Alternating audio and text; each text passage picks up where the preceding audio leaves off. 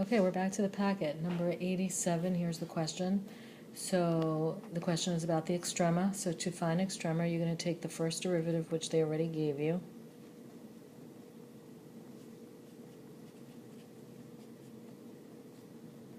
And then you're going to put that in your calculator, and you're going to make sure that you set the window to -4 to 2.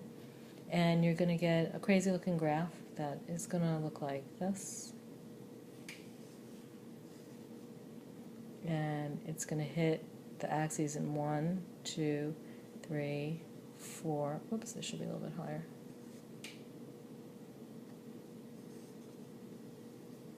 5 and 6. So in 6 places, that means that there's 6 extrema. So that was choice E.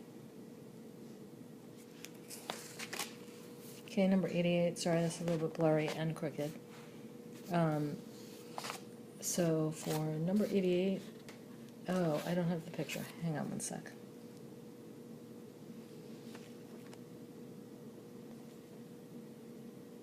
Okay, sorry about that. I cut off the graph before. Okay, so here's the graph, and this is the graph of f of x. And what it's telling you is that it's twice differentiable. That just means that you can take the derivative twice. And so what is true here? So if you notice that each of them has an x equals -1, an x equals 1, and an x equals 0 in all of these choices. So basically what they're asking is what's happening at all of those x values. So I'll just go from left to right. So if you look at x equals, this should be -1, we're talking about right here. So this is the original graph, and what's happening at -1? Okay, so before it got to -1, it was decreasing, then it was increasing. So if you wanted to think of a wiggle graph, here's -1. That would mean that f prime was decreasing and then increasing, okay? And at x equals -1, f prime would equal 0. So right now, when x equals -1, the y value, color, is right here. So I don't know what that y value is, but I do know that it's a positive number. So at x equals -1, y is positive. Okay, that I know for sure. I know that since there's a min at x equals -1, that the derivative, so y prime, equals 0. I also know, just erase all this mess, that at x equals -1, my function is concave up. So if my function is concave up, that means that the second derivative is going to be positive, meaning it's bigger than 0.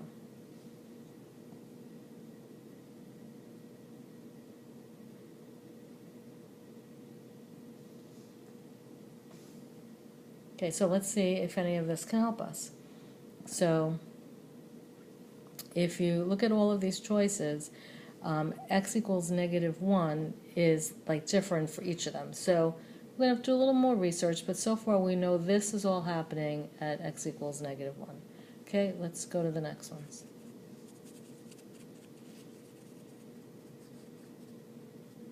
Okay, so let's consider what's happening at x equals 0. That's right here.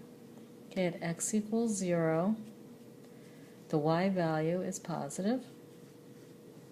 The function is increasing, so the first derivative is going to be greater than 0. And just get the eraser for it. If you look over here at 0, we're a frown. So we're concave down, so the second derivative would be negative. Okay, so let's see if this gives us enough, and if not, then we'll have to do something also at x equals +1. So what we have learned, so if you look at all these choices over here, why isn't my pen working? There we go. They're talking about f prime. So when x equals -1, y prime is equal to 0. So I'm going to take out the information that I don't need, which is this and all this, okay? Okay, so when x equals -1, y prime equals 0. When x equals 0, let's just look at y prime. Y prime is greater than 0. So therefore, y prime of 0 would have to be bigger than y prime of -1. Because if this is 0 and this is bigger than 0, then it's bigger. So we're looking for when y prime of -1 is less than y prime of 0. So let's look at A is y prime of -1 less than when x is 0? Yes, so keep that in the running. Okay, then look at B. F prime of -1 is less than y prime of 0. That is true. Leave that in. If you look at C, it's saying that f prime of -1 is bigger than when f prime is 0. We know that's not true, so take that out. That would be hold true for D also. And that is also going, let's see, an f prime of -1. Yep, so we could take out all these. Let me just go back and look at D again. No, D is still in there. Okay, so we could take out C and E. So now we have to look at f prime of +1.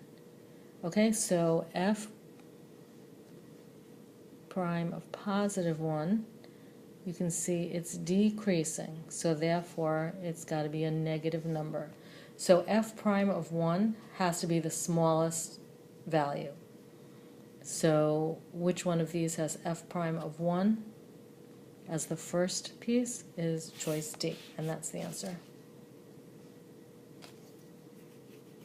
Okay, and now we're at 92. This is the last multiple choice question. So this is sort of like an abstract question, and you just need to, figure out what's going to be true and what's not going to be true here.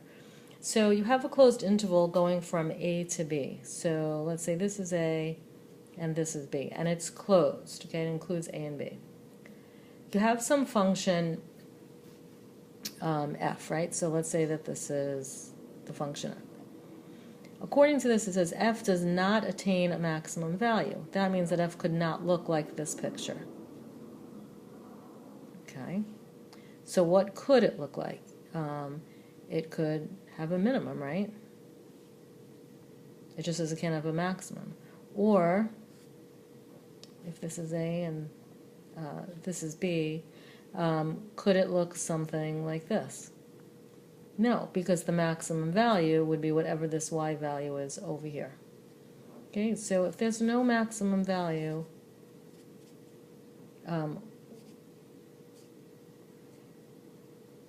how would that happen? So actually, if you look back at this, if this is closed on A to B, sorry, my computer's going a little crazy.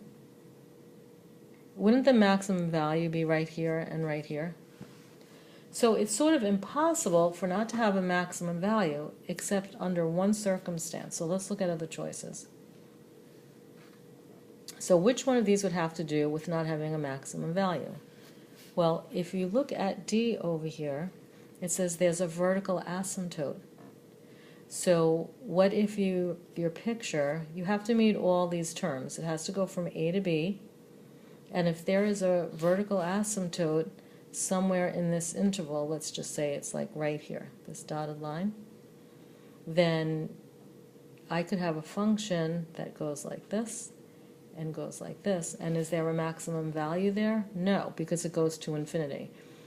That's the only way that you could not have a maximum value on a closed interval. If they had not set a closed interval, then like this picture here of the parabola, then that goes on forever, and there'd be no maximum value. But they closed the interval from A to B, so that means it's stopping here and here, so there is a maximum value. So therefore, the answer is D.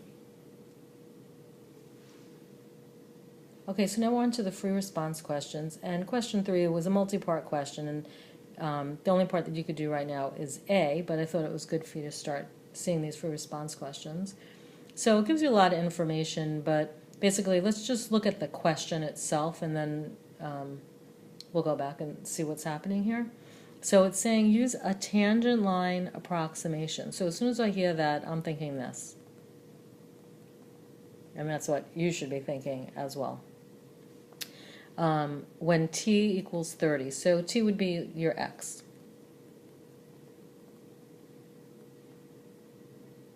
Okay, so now when x is 30, what's y? So you're going to look at the graph, and it's 1/2.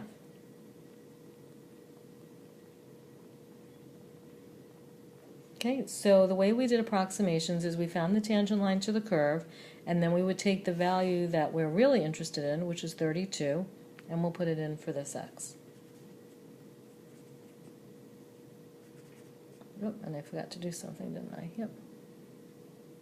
Okay, so the thing that I forgot to do was to find m.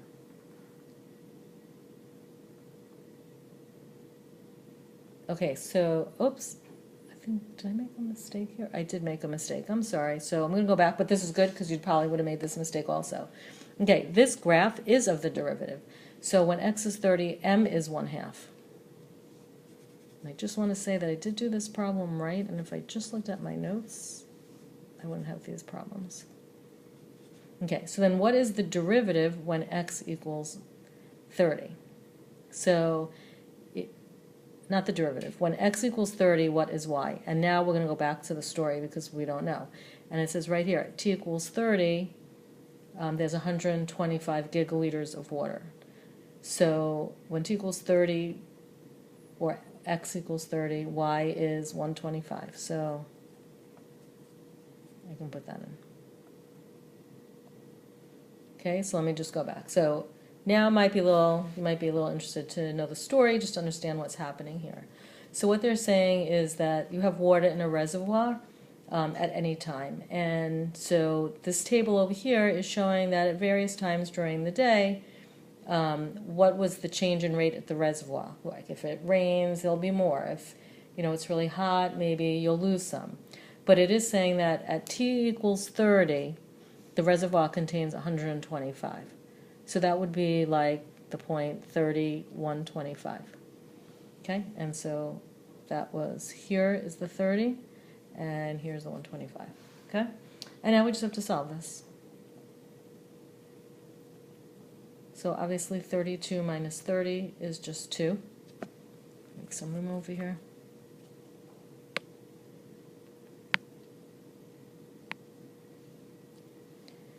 So we get y minus 125 equals 1, and then you're going to get y equals 126.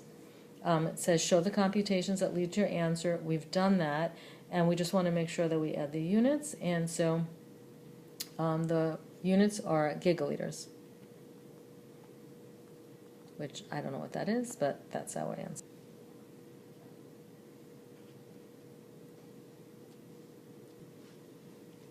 Okay, almost done. And I just want to say, if I had the patience to make all these videos, you should have the patience to watch them. All right, so here's number 4. You're given a function, and we need to find the limit as x goes to infinity. And I think we had this previously on a different problem. I don't remember the problem. But anyhow, so the limit is x goes to infinity. So what's going to happen here? Let's see. This thing is going to get really big, right, because x is being squared. This piece over here is going to get huge because the exponent is to infinity, so that whole thing is just going to infinity. Okay, so that was pretty simple. Okay, let's go back. Okay, and now we have to do the limit as x goes to negative infinity. Okay, so if we look at this piece right here as x goes to negative infinity, so if you put a really big negative number into here, that's going to be a really big positive number. If you put a negative number into here, negative times negative will also be positive. So you have this huge number, minus 1. Well, that is just a huge number, right? The 1 is insignificant. Okay, now let's look at this piece. If you have e to a really big negative number, all that means is you're going to have 1 over e to a really huge negative number. So on top, you're going to have this big number that it's going to be huge, but the highest exponent was a 2. And in your denominator, you're going to have a huge number, but the highest exponent is an x. And an x is always going to be a million, gazillion, billions of times bigger than just a 2, right? So this is going to get really huge. And as the denominator gets really big, the whole thing ends up going to 0. Okay? Okay, the next part of this was to find out when is f increasing. Okay, so here's f. When is a function increasing? Well, we're going to take the derivative and set it equal to 0. So this is a product rule. It's the first times the derivative of the second plus the second times the derivative of the first. Okay, so we're going to set this equal to 0. Just write it a little bit neater.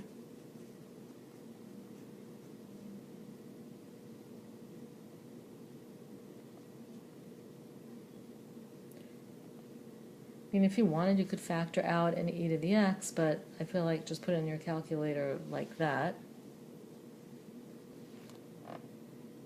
Okay, when you put this in your calculator, you're going to kind of get this crazy picture that looks like this. Okay, so you're interested in when does it equal 0, and it's going to equal 0 right here and right here. Now, we're interested in when it's increasing. So when is, okay, it's not asking, okay, so let's just clarify. If I wanted to know about max and mins, then I'm looking where these red points are. But what we're asking is when is f increasing? So f is increasing when f prime is positive. So if you look at your picture, just going to go to another color. Here's where you're going to be positive. Now over here it looks like over here it was positive, but it's very barely positive. So one of the best ways for you to do this is to use the trace button on your calculator. I don't usually recommend that when you're looking for an exact point, but you're just trying to look for when are things negative and positive, okay? So you can see that this purple line right over here, it's hovering right near the x-axis, but those are positive values until it drops to this point. So we're talking about negative, I better go to a different color. We're talking about negative infinity, right, because it's going all the way here until it gets to this yellow point. So we need to know when is it at that yellow point. And then that's when you're going to use your second calc button on your calculator, and you're going to go to 0, and you're going to look to the left, and you're going to look to the right. It's really important for you to get a lot of practice on doing that because, as you know, time is of the essence, and you don't want to spend a lot of time. Anyhow, so when you have your calculator do that, it's going to say that it hits at this yellow dot at negative 1.73. So until it gets there, the derivative was positive, and therefore f was increasing. And then if you also look over here, wouldn't that all be positive? So let me just make some room here.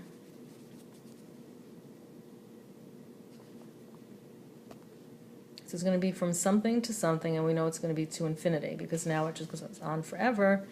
But we need to figure out what is this x value right here. So again, you're going to go into your calculator, and you're going to go into second calc 0, and then you're going to get closer to that point, and you're going to press enter, and then you have to go over to the other side of the axis, press enter, and the calculator should give you an x value, and in this case it's going to be a positive 1.73.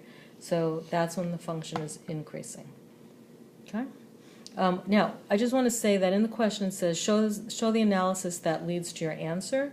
So what you could do, if you want to do it the exact way that I did it, you would like hand sketch like a little graph, and then you could just write f prime is positive when, and then you would list, you know, all these different intervals.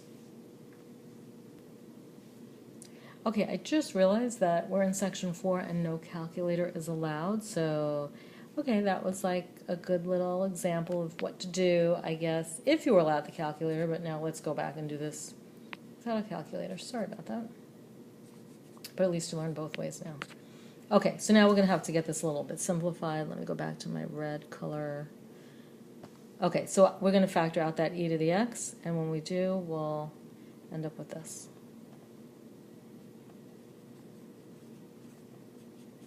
Okay, and then we can simplify.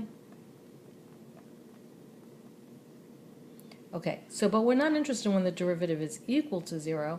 We're interested in when the derivative is greater than 0, because if the derivative is greater than 0, then f is increasing. So let me just make some room here, and then I'm going to erase the bottom. Okay, so what we're really interested in is when is this going to be greater than 0? Okay, so I'm going to erase this and make some room.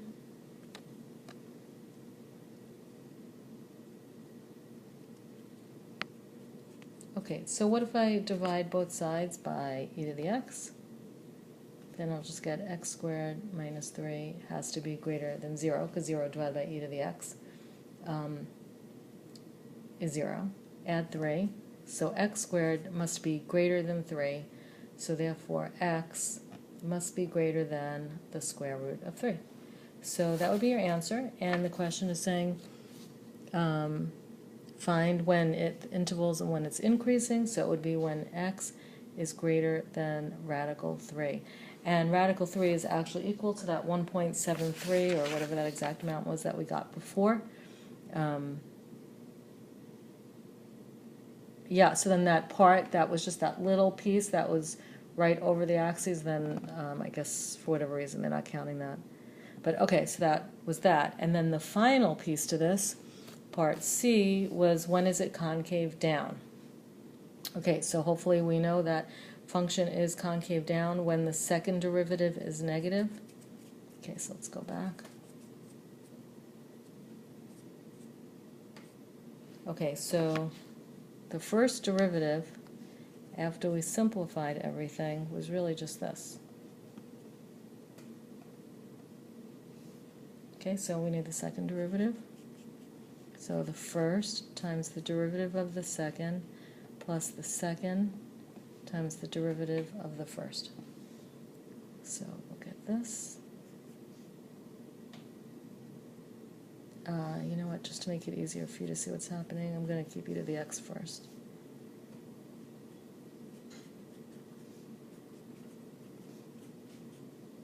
Okay, so if we want to know when it's concave up, we're interested in when is this greater than 0. Or we actually could have found out when is f prime increasing. When f prime is increasing, then we would know that the second derivative must be positive. But so why don't we just go ahead like as if we're not sure what we're doing, and then we'll do this, and if this doesn't work, then we'll go back and do it the other way, because that's what's really going to happen when you take the test. Okay, so if I factor out e to the x, just trying the same approach as before. Okay, so when is this going to be greater than 0? So again, we'll divide both sides by e to the x. When is that going to be greater than 0?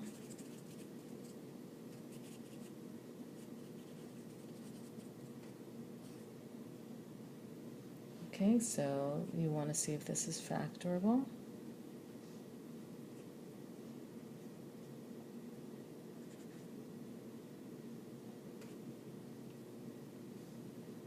Oops, wrong signs.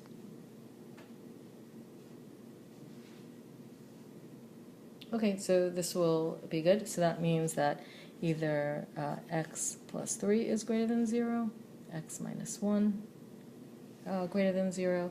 So if x is greater than negative 3 or x is greater than 1, then the second derivative will be positive and concave up. So the way that you would explain this, because it says show the analysis, so you just might want to write a concluding sentence saying that f, oh, I just realized it says concave down. I'm an idiot. Okay, hold on.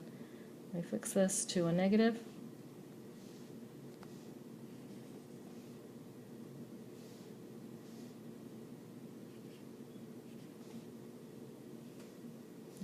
fix this? Paula, I know you're laughing at me right now.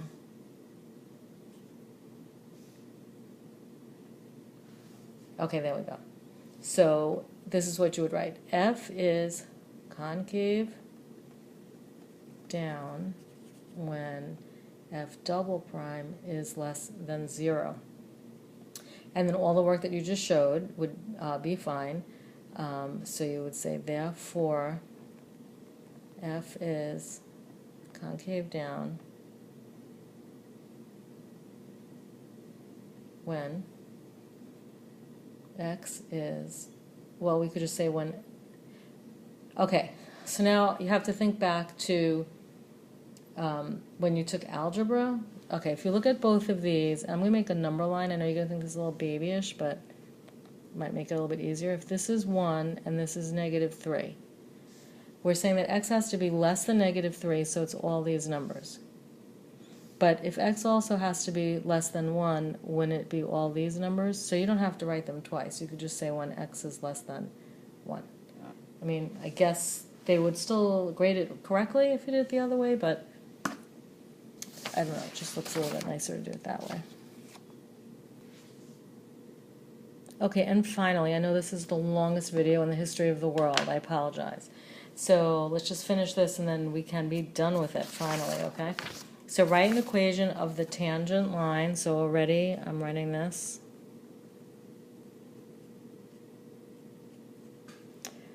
When X equals 2. To approximate something else, which we'll worry about after. Okay, so when X is 2, what's Y? Well, look right up here. It's -8. So the only thing we need to find now is M, and they're telling you, you don't have to do anything. They're telling you that M equals 3x squared over Y. Okay, so we'll put in 2 for the X, put in -8 for the Y. So this gives us 3 times 4, which is 12 over -8, and I think we'll simplify. So -3 over 2.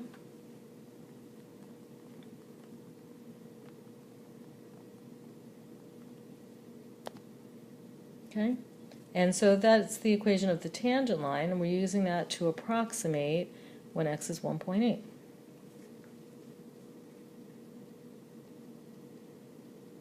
So for X, I'm going to put 1.8.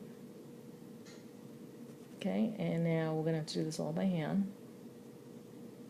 Okay, so 1.8 minus 2 is going to be a -0.2. The problem is multiplying a decimal by a fraction is going to be a little bit difficult. So we're going to change our decimal to a fraction. Okay, so a negative times negative is positive. This 2 and this 2 cancels, and we get 3 over 10. But isn't 3 over 10 the same thing as 0.3? Okay, now I'm going to move over here.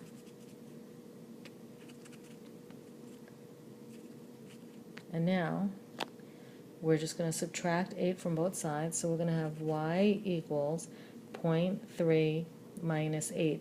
So this is where students will make careless errors because it's not going to be 8.3. It's a -8 and a 0.3. So what you're really going to do is 8 minus 0.3.